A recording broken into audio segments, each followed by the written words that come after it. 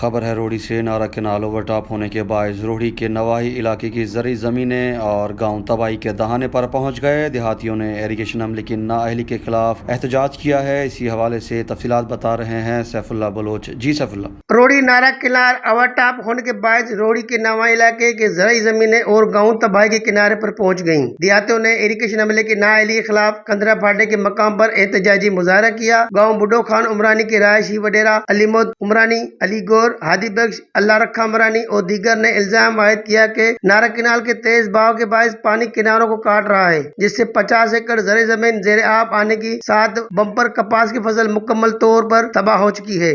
دیہاتوں کا کہنا تھا کہ مزید 100 ایکڑ سے زائد زرعی زمین اور آبادی بھی خطرے میں ہے، جہاں کپاس، چاول کا فصل اور کھجور کے باغات تباہی کے دہانے پر کھڑے ہیں۔ انہوں نے خبردار کیا کہ اگر بند ٹوٹ گیا تو سینکڑوں گاؤں زیر آب آ جائیں گی، ہزاروں ایکڑ فصلیں برباد اور بے شمار لوگ بے گھر ہو جائیں گے۔ مظاہر نے صحافیوں سے گفتگو کرتے ہوئے اریگیشن کے صوبائی وزیر اور متعلقہ چیف انجینئر سے مطالبہ کیا کہ فوری طور پر نوٹس لیتے ہوئے نارا کینال کے بندوں کو مضبوط کیا جائے، بصورت دیگر روڑی کے زرعی علاقوں میں بڑی تباہی آ سکتی ہے۔